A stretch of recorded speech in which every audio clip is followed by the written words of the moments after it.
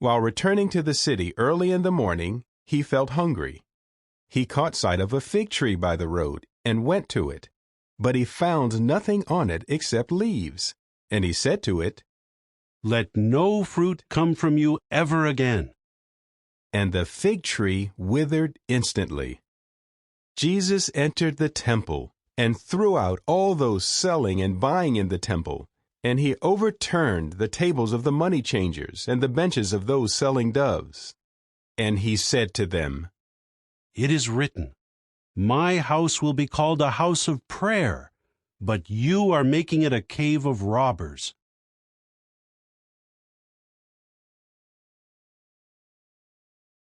The next day, when they were leaving Bethany, he felt hungry. From a distance, he caught sight of a fig tree that had leaves, and he went to see whether he could find something on it. But on coming to it, he found nothing but leaves, for it was not the season for figs. So he said to it, "Let no one eat fruit from you ever again." And his disciples were listening. They now came to Jerusalem. There he entered the temple and started to throw out those selling and buying in the temple, and he overturned the tables of the money changers and the benches of those selling doves, and he would not let anyone carry a utensil through the temple.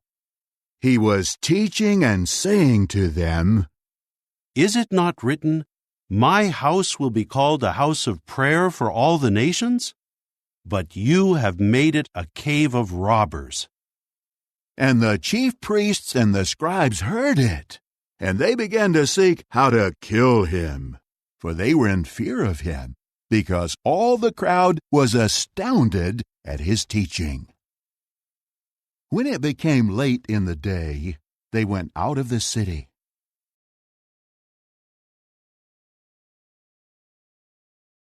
Then he entered the temple and started to throw out those who were selling, saying to them, "It is written, 'My house will be a house of prayer,' but you have made it a cave of robbers."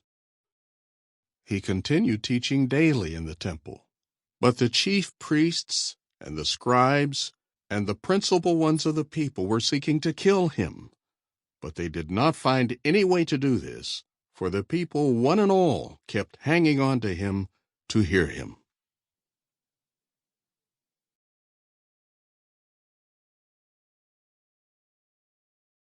Now there were some Greeks among those who had come to worship at the festival. So these approached Philip, who was from Bethsaida of Galilee, and they began to request him, saying, "Sir, we want to see Jesus." Philip came and told Andrew. Andrew and Philip came and told Jesus. But Jesus answered them, "The hour has come for the Son of Man to be glorified. Most truly I say to you, unless a grain of wheat falls to the ground and dies, it remains just one grain.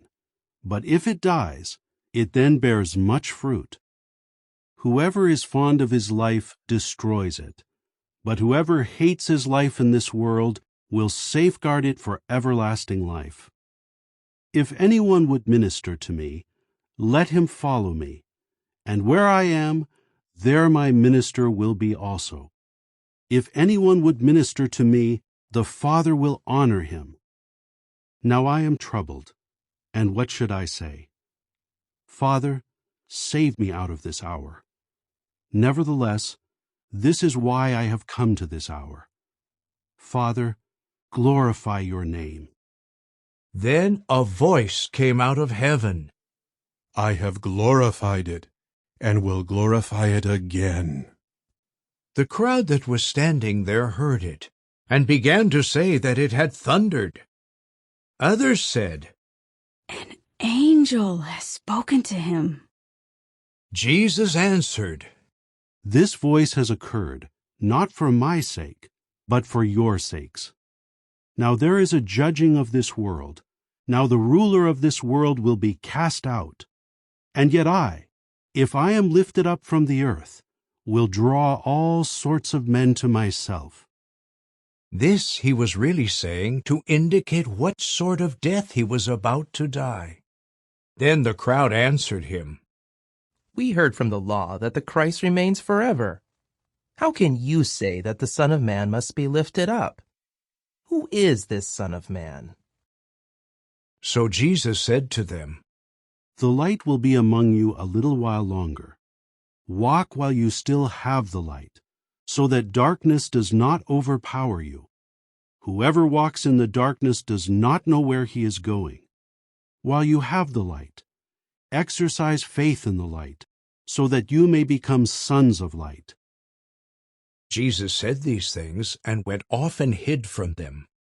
Although he had performed so many signs before them, they were not putting faith in him, so that the word of Isaiah the prophet might be fulfilled, who said, Jehovah, who has put faith in the thing heard from us?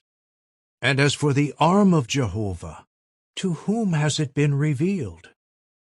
The reason why they were not able to believe is that again Isaiah said, He has blinded their eyes and has made their hearts hard, so that they would not see with their eyes and understand with their hearts and turn around and I heal them. Isaiah said these things because he saw his glory and he spoke about him. All the same, many, even of the rulers, actually put faith in him. But they would not acknowledge him because of the Pharisees, so that they would not be expelled from the synagogue. For they loved the glory of men even more than the glory of God. However, Jesus called out and said, Whoever puts faith in me puts faith not only in me, but also in him who sent me. And whoever sees me sees also the one who sent me. I have come as a light into the world, so that everyone putting faith in me may not remain in the darkness. But if anyone hears my sayings and does not keep them, I do not judge him. For I came not to judge the world, but to save the world. Whoever disregards me and does not receive my sayings has one to judge him. The word that I have spoken is what will judge him on the last day. For I have not spoken of my own initiative, but the Father who sent me has himself given me a commandment about what to say and what to speak. And I know that his commandment means everlasting life.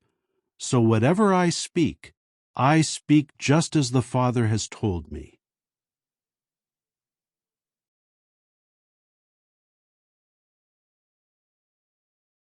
If you enjoyed this content, please subscribe to this channel, hit that like button, leave your comments below and share it with your friends.